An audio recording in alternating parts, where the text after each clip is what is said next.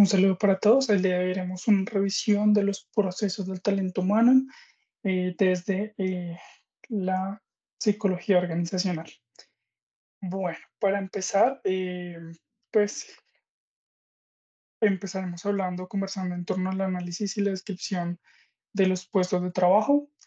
Eh, el análisis y la descripción de los puestos de trabajo, de acuerdo con Chiavento, que es uno de los autores sobre los que trabajamos para esta presentación, pues menciona que es un puesto que constituye la base de la organización de las personas en las tareas organizacionales.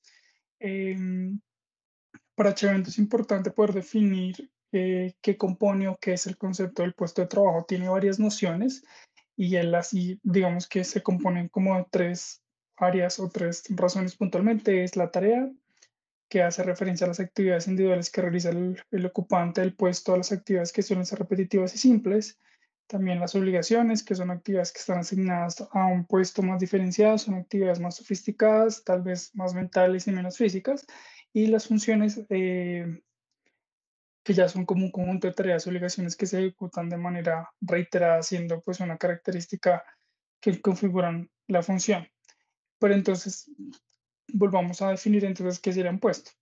Hablamos entonces de un puesto de trabajo como un conjunto de funciones con una posición definida en una estructura organizacional que además se evidencia en un organigrama y que se establece un nivel jerárquico eh, donde se puede ver la subordinación, sus subordinadas, donde se puede conocer también el departamento em, y pues donde se evidencia una división a la que pertenece.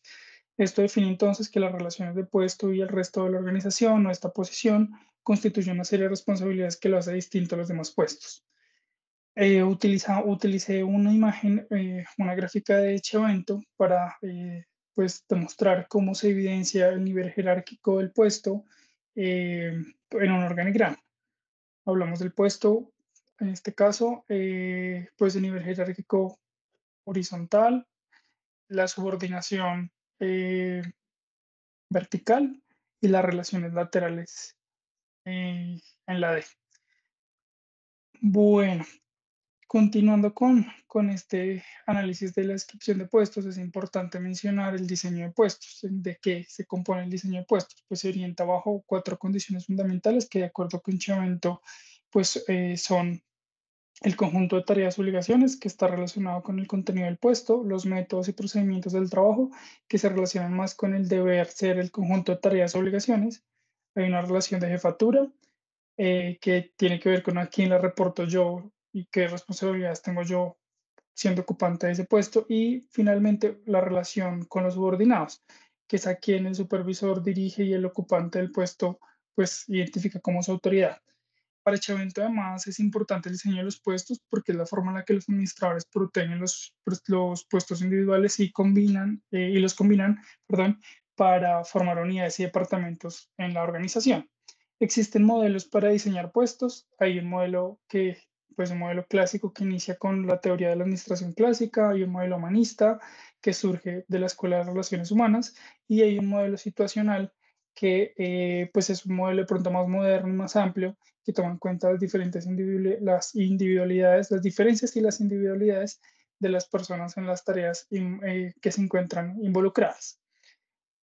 Siguiendo con este tema, nos encontramos entonces qué es un análisis de puestos.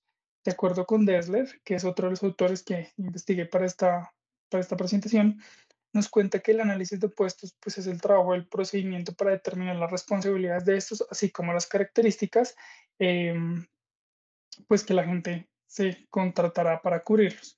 El análisis brinda entonces información sobre las actividades y los requisitos del puesto. Y por otro lado, Chiavento también establece que este análisis contempla los aspectos extrínsecos que se relacionan con los requisitos que el puesto impone a su oponente para desarrollar. Chiavento propone un diagrama eh, en el que pues nos deja claro cuáles son esos aspectos extrínsecos que son factores del análisis, que son requisitos intelectuales, que tienen que ver con la educación que se necesita para el puesto, la experiencia, la iniciativa y las aptitudes que son necesarias, Hay requisitos físicos, por supuesto, si es que el puesto requiere un esfuerzo mayor em, o menor, la concentración visual necesaria y la complexión física en caso de que sean cargos, por ejemplo, de obra o de donde el movimiento físico sea totalmente importante. También, pues, estos factores de análisis incluyen las responsabilidades adquiridas, si es que maneja personal, si está encargado de métodos y procesos, por ejemplo, si maneja dinero, títulos y documentos, que por ejemplo en procesos bancarios eso es súper importante porque pues el nivel de responsabilidad que tiene una persona para desarrollar este tipo de cargos pues es relevante y sobre todo porque hasta el proceso de selección implica que te hagan un estudio de antecedentes. Y finalmente, pues las condiciones de trabajo como otro factor de análisis en donde pues se analiza el ambiente del trabajo, los riesgos del trabajo y pues los posibles accidentes y enfermedades profesionales. Finalmente, pues llegamos a la descripción de los puestos de trabajo. Para Chavento, pues es un proceso de enumeración de las tareas o responsabilidades que conforman la periodicidad, la realización, cuando se hace, los métodos que se emplean para el cumplimiento de esas responsabilidades de las tareas y el objetivo de por qué se hace ese trabajo. Para este proceso también Chavento diseñó una gráfica en la que nos explica más a detalle que pues estos procesos, esta descripción del puesto tienen que ver ya entonces con aspectos intrínsecos del puesto. No, ya no es de lo extrínseco, sino ahora lo intrínseco, pues nos relacionamos con aspectos que tienen que ver con el título del puesto, la ubicación del puesto en el organigrama, si está subordinado, si es un cargo de supervisión, si tiene relaciones colaterales y finalmente pues nos habla del contenido del puesto, sobre sus tareas y sus responsabilidades, si son diarias, semanales, mensuales, anuales o esporádicas. Mm, por otro lado, encontramos que hay métodos, Chavento propone unos métodos para la descripción y el análisis de los puestos. Uno de esos métodos para poder hacer ese análisis de comprender y poder llegar a esa descripción, pues es la observación directa, que es el análisis en la que el analista que está encargado de hacer este levantamiento de información, pues observa a la persona que está en el cargo en pleno juicio de sus funciones, en pleno ejercicio, perdón, y anota en una hoja de análisis pues los puntos claves de su observación. Hay un tema y es que resulta ser poco efectivo porque pues hay puestos que no son tan sencillos y en esos casos de pronto ese análisis no recoge toda esa información de manera como tan fiable y efectiva. Sin embargo, hay otro tipo de métodos como el cuestionario, donde pues se le solicita al empleado que está encargado del proceso de responder sobre sus responsabilidades y sus obligaciones relacionadas y pues eso de pronto ya va un poco más concreto como con la información que queremos recoger. Y finalmente, pues encontramos el método de la entrevista directa que pues se hace entre el analista y las personas que están ocupando el puesto o el supervisor para que podamos recoger esa información que es relativa al puesto. Nos podrían contar las funciones, bueno, X o Y información que puede resultar un poco más productivo en estos casos en los que, pues, por ejemplo, sean casos, sean cargos o puestos muy complejos. De esta manera pasamos entonces al reclutamiento y la selección de personal. Importante, cuando hablamos del reclutamiento, pues implica un proceso que varía de acuerdo con la organización. En muchas organizaciones el inicio del proceso de reclutamiento depende de una línea y en otras palabras, el departamento de reclutamiento no tiene autoridad para efectuar ninguna actividad al respecto sin que el departamento que se encuentra vacante a ser ocupada haya tomado la decisión correspondiente. El reclutamiento lo define Chavento como un conjunto de técnicas y procedimientos que se proponen atraer candidatos que se encuentran potencialmente calificados, o eso es lo que se espera. Se conforma además por un sistema de divulgación en el que la organización ofrece al mercado oportunidades de empleo y que pues busca con este proceso que el reclutamiento sea más amplio para abastecer y proporcionar materia prima en el proceso de selección, que es lo que viene después. La planeación de un proceso de reclutamiento se encuentra dividida en tres etapas. Esas etapas son la planeación que nos permite llegar a ese reclutamiento, que son la investigación interna en las necesidades, la investigación externa en el mercado y la definición de las técnicas que vamos a utilizar para reclutar. esas personas que queremos contratar en el proceso de selección. Empezaremos hablando entonces de la investigación interna de las necesidades. La investigación interna de las necesidades pues se relaciona con establecer un proceso que cumpla una finalidad que es identificar las necesidades de la organización. ¿Por qué queremos contratar? Pues porque hay una necesidad puntual respecto a los recursos humanos y un tiempo establecido. La investigación suele ser constantemente para incluir todas las áreas y niveles de la organización y en muchas organizaciones esta investigación es denominada como planeación de personal. La planeación es necesaria para alcanzar objetivos y está compuesta por diferentes modelos. Em, Hay un modelo que está basado en la demanda estimada de productos y servicios. Este es un modelo en donde las necesidades de personal son variables y dependen de la demanda estimada del producto o de su posible contexto. Entonces, pues dependerá de la compañía. El otro modelo, que es el modelo que está basado en los segmentos de puestos, que es un modelo que está enfocado también a nivel operativo y es una técnica que se utiliza en grandes compañías, normalmente en las multinacionales. Y el modelo de gráfica de reemplazo, que pues por un lado es una representación de gráficas de quien sustituye a quien, perdón, es una representación gráfica de quien sustituye a quien representa una vacante futura dentro de la organización. Y además es un modelo que considera la información mínima para tomar decisiones respecto a futuras situaciones dentro de la organización en función de un estatus de diversos candidatos internos. Este estatus depende de variables como el desempeño actual, la posibilidad de promoción y las estimaciones de éxito futuro. Hay un cuarto modelo que es el modelo basado en el flujo de personal, que es un modelo que describe el flujo de personas hacia el interior y hacia el exterior de la organización. Es un modelo que controla las entradas y salidas, las promociones y transferencias al interior, lo que permite a corto plazo predecir las necesidades de las personas en la organización. Es decir, si yo puedo llegar a tener un control de todas las entradas y salidas de la gente, pues de pronto sea más fácil y de las promociones y las transferencias de personal que suceden al interior de una compañía, puede que sea más fácil poder llegar a predecir, bueno, probablemente en este punto vamos a tener necesidad de contratar personal. Y finalmente, pues hay un modelo de planeación integrada, que este modelo toma en cuenta cuatro variables, que es el volumen planeado de producción, los cambios tecnológicos que modifican la producción del personal, la productividad del personal, perdón, y condiciones de oferta y demanda en el mercado y la planeación de carrera dentro de la organización. Pues este modelo considera un ambiente de composición de fuerza de trabajo y de seguimiento de entradas y salidas, así como el movimiento dentro de la organización. Este modelo entonces ya de pronto agrupa lo que estamos viendo en flujo de personal y considera la composición cambiante de la fuerza de trabajo. Pasamos entonces a revisar el segundo componente de esta planeación y es la investigación externa en el mercado.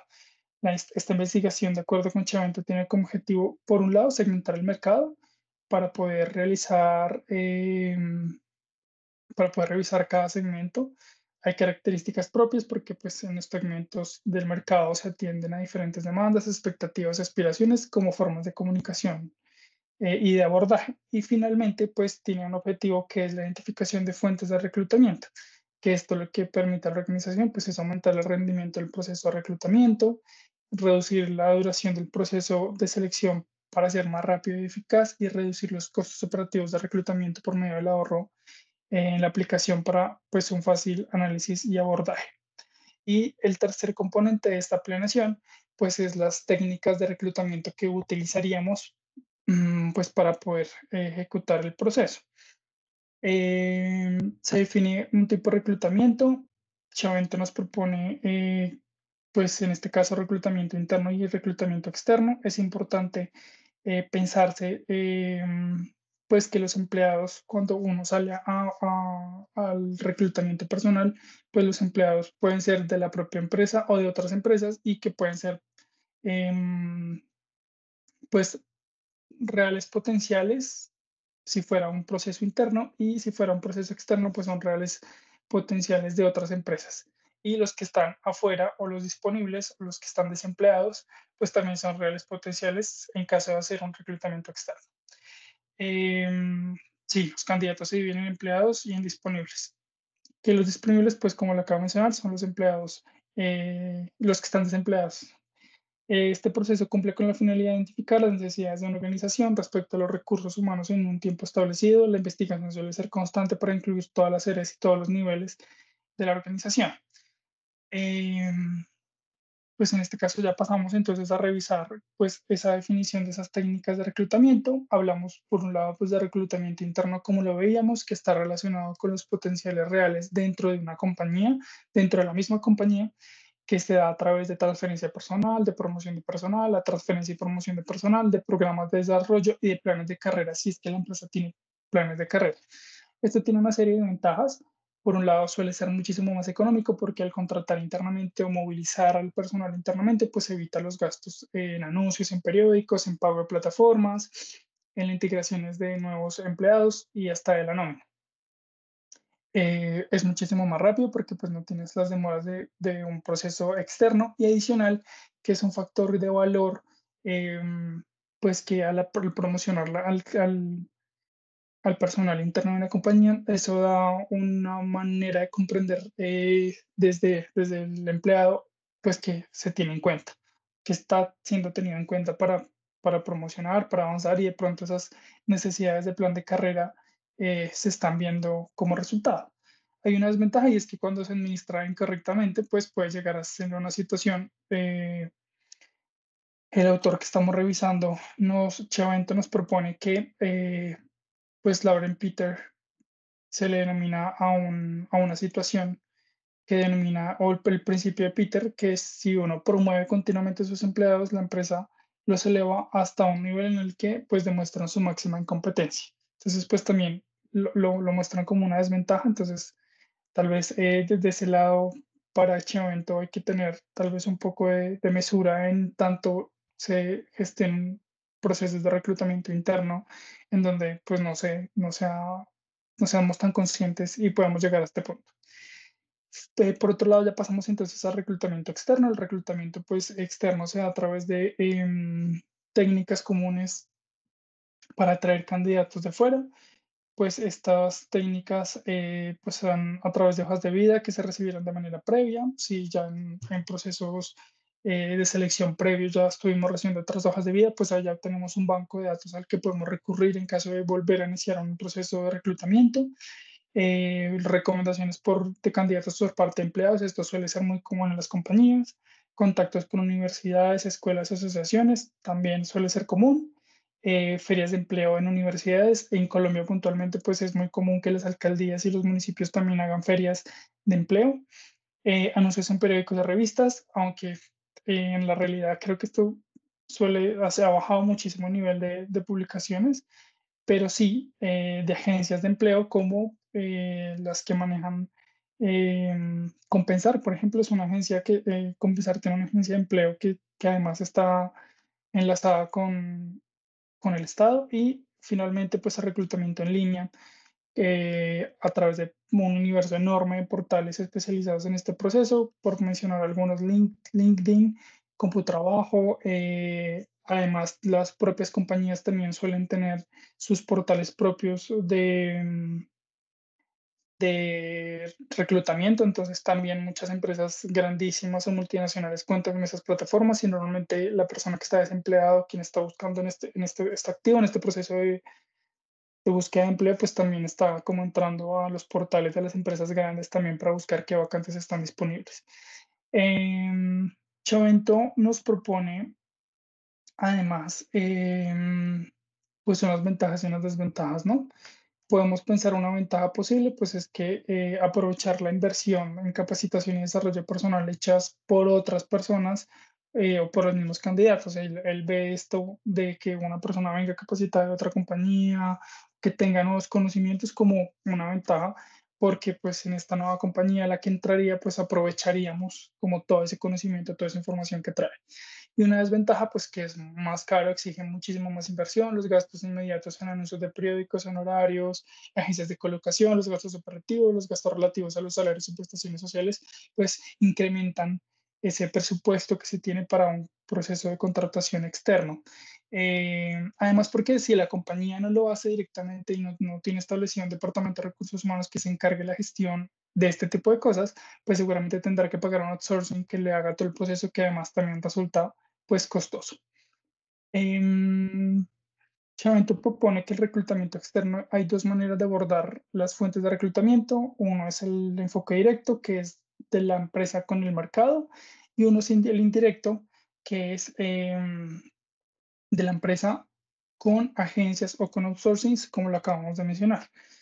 Eh, pues acabamos de mencionar aquí como unas técnicas. Él menciona aquí como directo de las empresas con el mercado, pues son con las universidades, con empresas propias, con otras empresas o con otras fuentes. Y cuando es intermedio, pues es a través de agencias de colocación, asociaciones de profesionales o de sindicatos, que son los que a través de ellos van a las universidades, las otras empresas, pues para buscar el personal. Eh, de esta manera, entonces, llegamos a... perdón, me salté uno que teníamos acá importante, que es el reclutamiento mixto. El reclutamiento mixto, pues es un reclutamiento interno en el que el individuo se desplaza a la posición de la vacante que se necesita para que se cubra en ese momento y es sustituido por otro empleado. Ese otro empleado, pues produce un desplazamiento y ahí es donde se puede ubicar una vacante. El reclutamiento mixto pues se puede abordar con tres procesos alternativos. Chavento nos menciona que se pueden encontrar candidatos externos de altura deseada, se echa mano de su propio personal sin considerar un principio de criterio de calificación deseada. La empresa también da prioridad a sus empleados en la disputa de las oportunidades existentes y en caso de que la empresa esté preocupada por llenar vacantes existentes, ya sea por un medio de entrada mediante las transformaciones de recursos humanos o una buena política personal, da preferencia pues a los candidatos internos y a los externos en igualdad de condiciones. Ahora sí, llegamos a la selección de personal. En este paso o en este punto, la selección lo que hace es buscar entre los candidatos reclutados al más adecuado para, pues con la intención de mantener o aumentar la eficiencia y el desempeño del personal. Chavento establece pues que el objetivo del proceso de selección debe ser proporcionar no solo un diagnóstico, sino especialmente un pronóstico entre dos variables, el tiempo de aprendizaje o la curva de aprendizaje de una persona y el nivel de realización, que es como las aspiraciones que tiene la persona en el desarrollo del plan de carrera. La selección de un proceso de, perdón, la selección pues es un proceso de comparación entre dos variables, como lo veíamos, los requisitos de la vacante, que se da a través de la información que es proporcionada gracias a la descripción y el análisis de puestos que hicimos en el pasado, que hicimos atrás, por cualquiera de los métodos, haya sido pues uno de esos, por ejemplo, la entrevista en la que estamos contactando a la dirección, el jefe o la persona, el gerente que necesita o que tiene la necesidad y el perfil de que las características de los candidatos, que pues esta información se obtiene por medio de la aplicación de técnicas de selección, que pues las técnicas de selección pues son las que estábamos viendo hace un momento. Em, en el modelo de selección, Chavento propone, em, Chavenato, perdón, propone un modelo de colocación en el que pues está solamente el candidato y un solo candidato y una sola vacante. De pronto pues es el modelo más sencillo. Hay otro modelo que es el modelo de selección, que es cuando hay muchos candidatos para una sola vacante. De ahí lo que se suele hacer normalmente es comparar cada candidato con los requisitos que exige el puesto, que con esos requisitos que ya se establecieron previamente. Em, y finalmente, pues el modelo de clasificación, que es un enfoque muchísimo más amplio, que es más situacional, en el que existen varios candidatos para diferentes vacantes y que, por poner un ejemplo claro, en un banco como Banco Bogotá, suelen tener este modelo de clasificación establecido en el que atraen a muchas personas, como tienen diferentes vacantes, lo que van es revisando si la persona aplica para esta vacante y si no, la devuelven y la vuelven a reubicar o la vuelven a mandar a una entrevista con otro departamento en donde pueda ubicarse. Em, pues es como por dar un ejemplo de un proceso de clasificación, de un modelo de clasificación. Finalmente, pues llegamos a las técnicas de selección. Estas, esta elección de técnicas de selección, pues una vez se tenga la información respecto a los puestos que están vacantes, el paso siguiente pues es elegir las técnicas adecuadas para escoger a los candidatos pues, que se necesitan o que se requieren. Estas técnicas de selección están clasificadas en 5 grupos. En este caso, puntualmente, pues abordaremos solo las entrevistas de selección y las pruebas psicológicas. Sin embargo, eh, Chavanato nos propone pues estas 5 técnicas. Una es la entrevista de selección, que puede ser dirigidas o no dirigidas. Ya pues entraremos a revisar este punto. También nos propone las pruebas de conocimientos o habilidades que suelen ser generales o específicas, generales para hablar de cultura o de idiomas y específicas pues de la cultura, perdón, de la cultura profesional o de los conocimientos técnicos y de exámenes psicológicos que también lo vamos a revisar sobre las aptitudes generales específicas. El Chabanato también nos propone pues, los exámenes de personalidad, que suelen ser test expresivos, proyectivos o inventarios, eh, pues sobre los que se evalúan otra serie de características y las técnicas de simulación, que pues ya son el psicodrama, la dramatización o el role-playing, que se utilizan, por ejemplo, en procesos de selección de comerciales o de ventas, donde el role-playing pues es importante porque pues es una técnica de simulación donde pues tú cómo me intentas vender, ¿no? O cómo vendes tú. Ese es como el objetivo de esas técnicas de simulación. La entrevista de selección pues es una técnica de selección relevante para las empresas y utilizándose es muy importante, es muy relevante. Sabemos de antemano pues que existe una subjetividad y una imprecisión en la entrevista porque depende de quién la haga, pues pueden haber ciertas situaciones, como en todo proceso de comunicación que hay entre dos personas. Sin embargo, Chavinato sí establece que dentro del enfoque de los sistemas el candidato hablando ya del proceso de selección, del proceso de entrevista de selección, Chabanato establece pues que el candidato se asemeja como una caja negra, ¿no? En la que se le aplican diferentes estímulos o preguntas, que son las entradas, para verificar sus respuestas y reacciones o retroalimentaciones, que serían la salida. Em, es importante aclarar que si bien de manera previa existe una entrevista, pues esta entrevista previa a la que hacemos mención en este momento, pues es una entrevista que corresponde a un filtro en el que solo se hace un barrido para separar los candidatos que continúan con un proceso de selección y quienes no, de acuerdo a condiciones.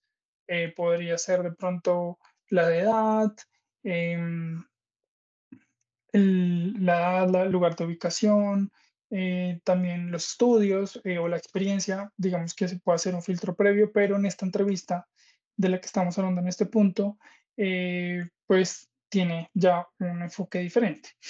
Ahora bien, dado que la entrevista presenta los mismos efectos de un proceso de comunicación en el que suele haber omisión, ruido, distracción, sobrecarga o barreras, Chabanato pues establece que pues todos los procesos de entrevista previa, pues tienen que tener pues un proceso de capacitación muy bien estructurado y además una excelente estructuración del proceso de la entrevista, porque pues esos dos factores lo que van a hacer es que el instrumento de la entrevista de selección pues tenga un grado de confianza y de validez alto, evitando también pues que este proceso subjetivo y de imprecisión que suele tener las entrevistas, pues no suceda o no se llegue a ese punto. Por eso la necesidad de capacitación adecuada para las personas que entrevistan y una buena estructuración del proceso de la entrevista.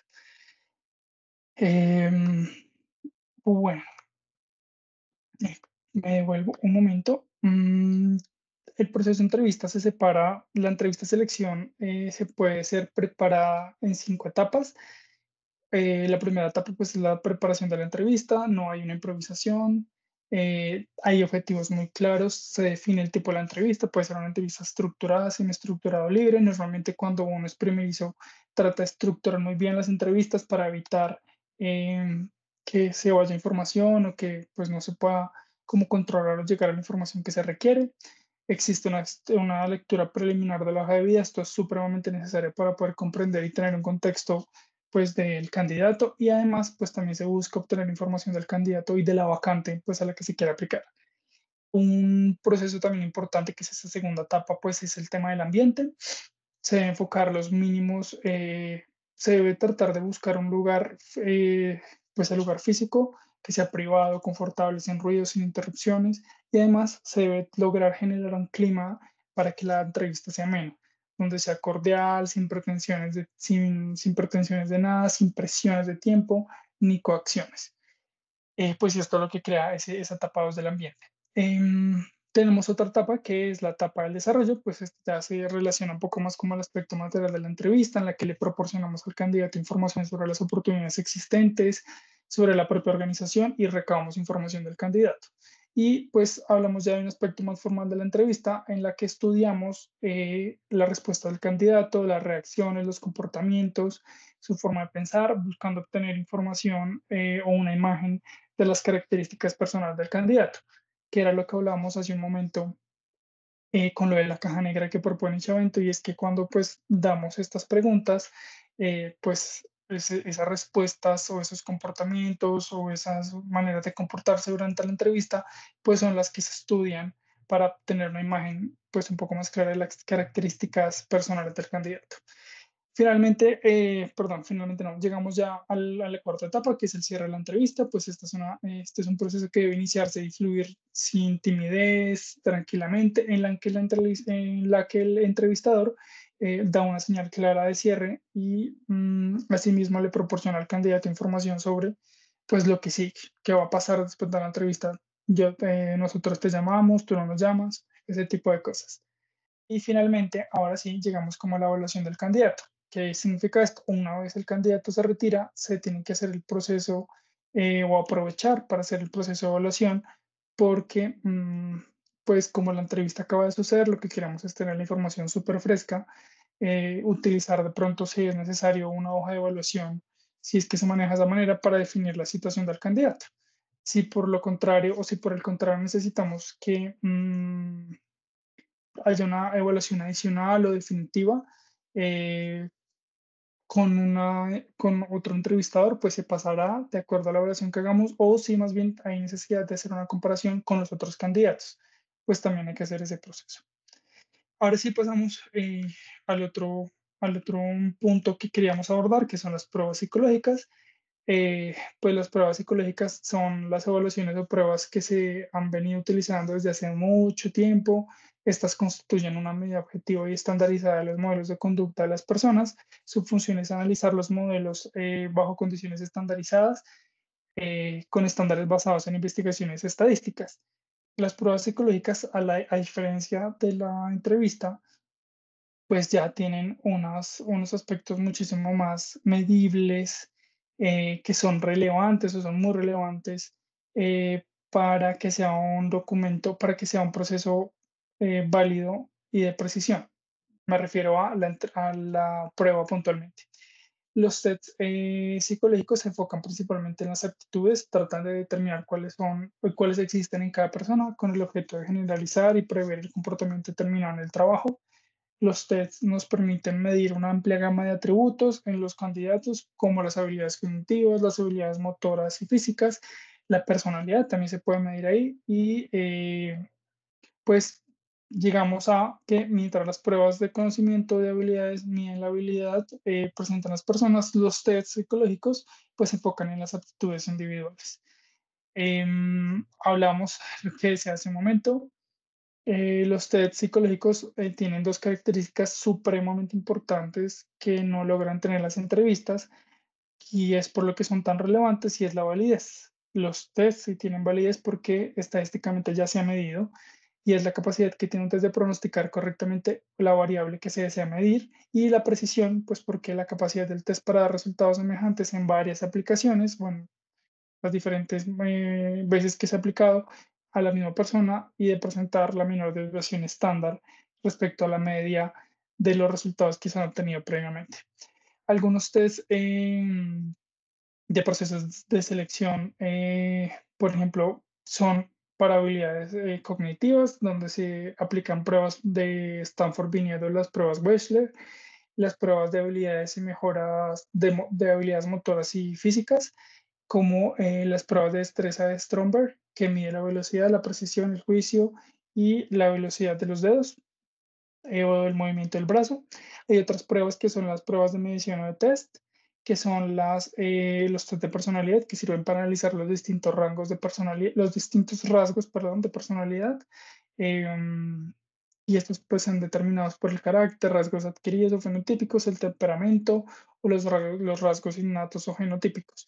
Estos test de personalidad normalmente los suelen aplicar mucho en los procesos de selección porque pues es importante conocer el tipo de personalidad de una persona para saber cómo se acopla a la cultura organizacional de una compañía, a la entrada de un nuevo equipo, pues porque las compañías tienen cada una como un universo interno y a veces es importante pues saber como qué tipo de personalidad tiene la persona y si se puede acoplar o no. Y finalmente pues tenemos los test proyectivos que proyectan también la personalidad. Uno de los más famosos pues es este test de Rorschach. También está el test del árbol de Koch y del test de la figura humana de Machover que también nos brindan información sobre la personalidad. Sin embargo, hay que resaltar que estos tests pues no se pueden aplicar así tan simplemente porque pues su revisión de resultados debe ser por un psicólogo que esté especializado en este proceso para dar una respuesta muchísimo más acertada respecto a los resultados y que no sea tan ambigua. Eh, bueno, ya para este punto pasamos al proceso de capacitación. Chavento define el proceso de capacitación como un proceso educativo que se da a corto plazo, que se aplica de manera sistemática y organizada y por medio del cual las personas adquieren conocimientos y desarrollan habilidades, las competencias en función de objetivos definidos que además lo preparan para adecuarse al puesto. La capacitación le permite pues transmitir conocimientos específicos relativos al cargo o al trabajo, actitudes frente a aspectos de la organización y del área, del ambiente, así como también pues de los desarrollos de las habilidades y de las competencias. Para Chavento, una capacitación puede tener cuatro formas. Una de esas cuatro formas, pues es la transmisión de información. Se relaciona con la información general sobre la compañía, sobre reglas, puede ser, eh, sobre el clima también. Hablamos también pues del desarrollo de habilidades.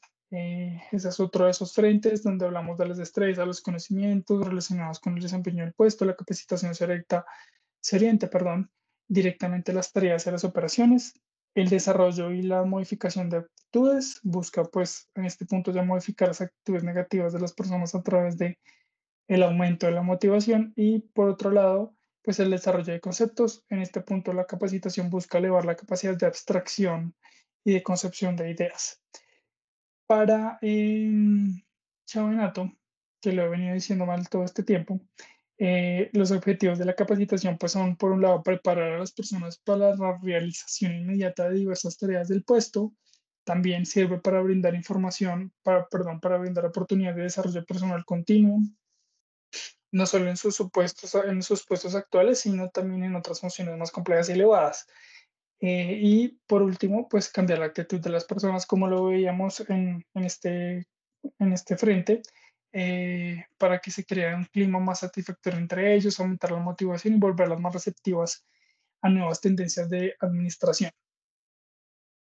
Mm, por otro lado, ya, pues podemos ver que la capacitación implica un proceso de cuatro etapas. Por un lado está la etapa de detección de las necesidades de capacitación.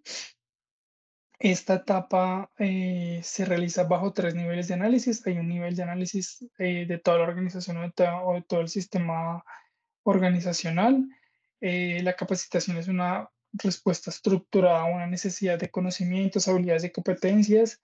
Y el éxito dependerá si la forma en la que pues, se haya podido recoger esta información para poder satisfacer esas necesidades. También hay un nivel de análisis en el que el área de recursos humanos, pues sí, el área de recursos humanos, pues hace sus análisis llevado a través de, pues, los empleados buscando que cuenten con habilidades y conocimientos y actitudes desde la organización.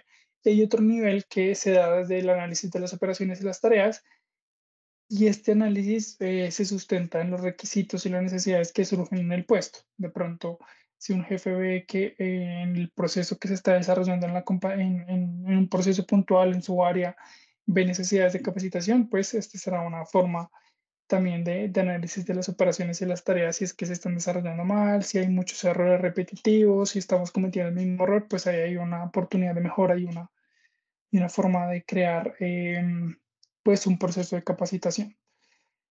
Una vez efectuada la detección de las determinadas necesidades de capacitación, pues se prepara el programa de capacitación, que pues es donde ahí nos preguntamos a quién se capacita, cómo se capacita, en qué lo vamos a capacitar, dónde, cuándo, eh, quién lo va a hacer y cuánto tiempo va a durar ese proceso de capacitación.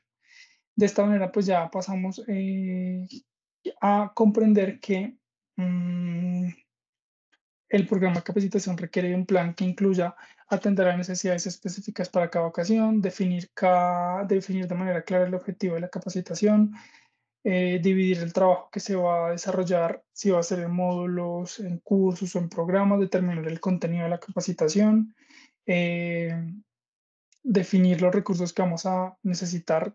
Nos preguntaban aquí que dónde lo vamos a hacer, pues ahí será un recurso que hay que definir, en qué espacio, si se va a hacer con un instructor, si va a ser una persona de la compañía, si va a ser una persona de recursos humanos, qué recursos audiovisuales necesitamos, qué herramientas, qué materiales, qué manuales.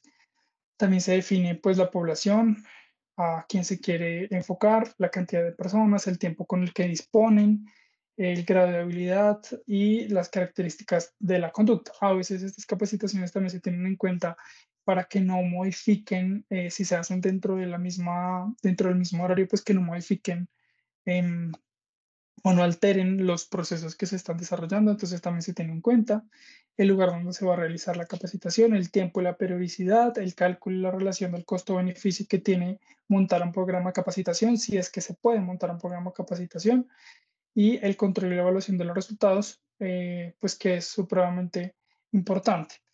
La implementación, pues que ya habla como de la aplicación de los programas por parte del consultor sobre la supervisión en línea y la combinación de los dos, y pues la evaluación de los resultados, como lo hablábamos hace un momento, y es hacer un seguimiento, comprobación que nos permita medir si la capacitación realmente tuvo el impacto que estábamos esperando. Y esto se da pues a través de un proceso de retroalimentación de resultados que pues vuelve a este punto de la implementación y acción para pues mejorar ese proceso si es que hay algo que mejorar. Hablamos entonces en este punto de la evaluación del desempeño para Chavenato, sí. Pues este proceso es una apreciación sistemática de cómo una persona se desempeña en un puesto y su potencial de desarrollo en el futuro. Esta es una herramienta por medio y además también es un medio en el que se permite detectar problemas en la supervisión del personal y la integración del empleado en la organización o el puesto que ocupa. La evaluación de desempeño sirve para definir y desarrollar una política de recursos humanos acorde a las necesidades de la organización para estructurar, entre otras cosas, los planes de capacitación que estábamos hablando anteriormente y que permitan abordar pues, las necesidades de capacitación en este punto. ¿Quién realiza la evaluación de desempeño? La evaluación de desempeño se realiza dependiendo el enfoque que adopte la organización. ¿Por qué? Porque normalmente puede ser de solo el gerente, del propio individuo o del individuo y el gerente. En otros casos se suele designar a un equipo o a una área encargada de ese proceso o a una comisión que se encargue pues, de la evaluación del desempeño.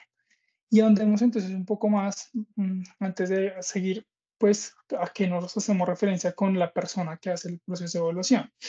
Cuando hablamos del gerente es porque es la cabeza o líder quien asume toda la responsabilidad del desempeño de sus empleados y de su evaluación. Suele estar guiado normalmente por el área de recursos humanos, pues quien es el que establece los medios y los criterios para que el jefe o el gerente o el líder haga el proceso de evaluación de desempeño con sus empleados. Ahí hasta ese punto el empleado no tiene ninguna voz, sino que solamente es el gerente evaluando su desempeño. Hay otro modelo que es el que mencionan acá, que es el propio individuo, en el que la persona misma es quien hace el proceso de desempeño, de evaluación de desempeño. Esto sucede normalmente en organizaciones que son más democráticas, donde la responsabilidad recae en el individuo, y esto pues ya se hace un proceso de autoevaluación del desempeño a través de, por supuesto, unos indicadores que se han determinado de manera previa, donde se evalúa, donde la persona hace una autoevaluación del propio cumplimiento del presupuesto, de su puesto, de las funciones que realiza y de la eficiencia y de la eficacia que ha tenido en el cumplimiento pues, de los indicadores que se establecieron previamente. Y finalmente, pues hablamos de un proceso de evaluación de desempeño del individuo y de su gerente, en el que pues los dos llegan a la formulación de objetivos mediante un consenso. Esta administración participativa le permite formular conjuntamente objetivos a través de una negociación, buscando un equilibrio para ambos. Eh, Hay un compromiso personal para poder alcanzar los objetivos, es decir, que se hace como una especie de contrato formal o psicológico en el que los dos, pues el empleado acepta los objetivos y se compromete a alcanzarlos. Y de acuerdo con la negociación, el gerente, de acuerdo con la negociación de los, de los objetivos, pues el gerente se encarga de la asignación de los recursos y los medios necesarios para que la persona o el empleado pueda alcanzarlos. Finalmente, pues el desempeño se trata del comportamiento del evaluado encaminado al cumplimiento de los objetivos de desempeño y constituye un aspecto fundamental para alcanzar objetivos pretendidos. La medición constante de los resultados y de la comparación de los objetivos formulados deben ser medibles. Es aquí cuando hablamos, por ejemplo, de los KPIs, que son pues el instrumento para que se pueda medir y conocer el resultado del trabajo que usted está realizando. Y el proceso de retroalimentación, que es un factor que implica que exista constantemente una comunicación entre el jefe y el empleado para que se pueda reducir por un lado la discordancia e incrementar, sí, como la discordancia por un lado para saber si pues, el proceso se está realizando de manera correcta y con la revisión de los KPIs poder establecer un proceso en el que el evaluado diga, ah, bueno, yo voy bien y el esfuerzo que estoy poniendo pues está llevándome a alcanzar esos resultados. Y por el contrario, y por el otro lado, pues para que se incremente esa consistencia en la que si estoy viendo que mis resultados se ven reflejados en los KPIs y mi jefe o mi líder me está retroalimentando de manera constante, me está diciendo, vamos bien, mejor aquí o ajusta esto, pues digamos que pues todos los esfuerzos que estoy encaminando como empleado me están llevando al cumplimiento de la meta. Chaventa establece que la evaluación de desempeño es un instrumento, un medio y una herramienta para mejorar los resultados de los recursos humanos y para que se cumpla este objetivo, pues la evaluación de desempeño tiene otros objetivos además intermedios, como la capacitación, la promoción, la idoneidad, el incentivo salarial, la mejora de las relaciones humanas entre superiores y subordinados, el desarrollo del personal del empleado, que es supremamente primordial, la información básica para la investigación de recursos, la estimación del potencial, y la retroalimentación, el feedback que lo acabamos de mencionar, que también es supremamente relevante. En resumen, los objetivos fundamentales de la evaluación del desempeño se pueden presentar en tres fases.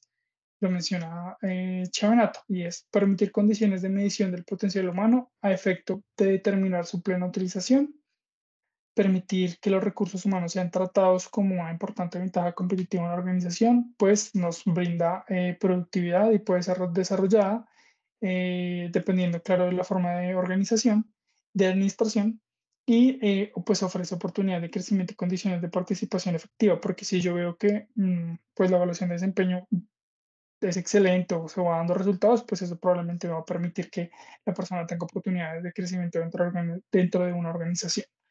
Y finalmente, pues los objetivos, los beneficios que puede llegar a tener una organización, pues es que evalúa, al evaluar el potencial humano al corto, mediano, largo, pues asimismo define cuál es la contribución de cada empleado y sabe, pues de pronto en un futuro con quién no contar y con quién sí, eh, pues cuando se conoce. Y además porque eso también le permite a la compañía poder tomar decisiones en caso de que haya necesidad de recortes de personal, ¿no?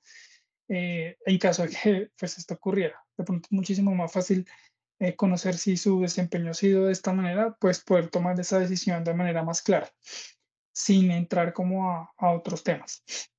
Existen varios modelos que facilitan la evaluación del desempeño. Aquí enumero pues algunos como el método de comparación de pares, el método de fases descriptivas, el método de elección forzosa. Chiavenato digamos que aborda un poco más estos temas o aborda cada uno de estos métodos o estos modelos en su libro. Finalmente, pues llegamos a preguntarnos por qué es importante implementar los procesos de gestión del talento humano. La implementación de un proceso de gestión del talento humano le representa a las compañías fortalecer el equipo humano a través de las diferentes herramientas y estrategias para impulsar el desarrollo de un equipo que se sienta además comprometido y valioso con la construcción de su compañía, ¿no? O de la compañía. Eso me parece que es primordial.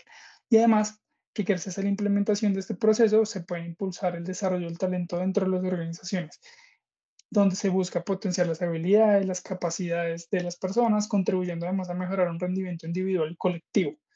Por otro lado, creo que es importante mencionar que a través de la implementación del talento se puede construir una cultura organizacional sólida que brinde un ambiente de trabajo positivo, donde se le pueda dar también una mirada humana al proceso pues al proceso de selección, a los procesos del talento, de la gestión del talento, el interior. No solamente es el medir, como lo estábamos viendo hace un momento, donde le exijo a usted resultados, por más de que los hayamos objetado o los hayamos concretado juntos, sino que también pues tenga una dinámica diferente, que sea holístico, donde pues la persona que está trabajando para mí o para esta compañía pues se sienta también tranquila y cómoda en un ambiente positivo que le permita desarrollarse y comprometerse con los objetivos de la compañía y pues con los suyos propios y que los pueda desarrollar.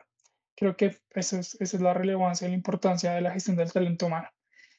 Em, bueno, les agradezco muchísimo. Como les comentaba, la bibliografía pues fue a través de Chavenato y de Dessler en estos dos libros que fueron pues fundamentales para el establecimiento, para el desarrollo de esta presentación. Muchas gracias.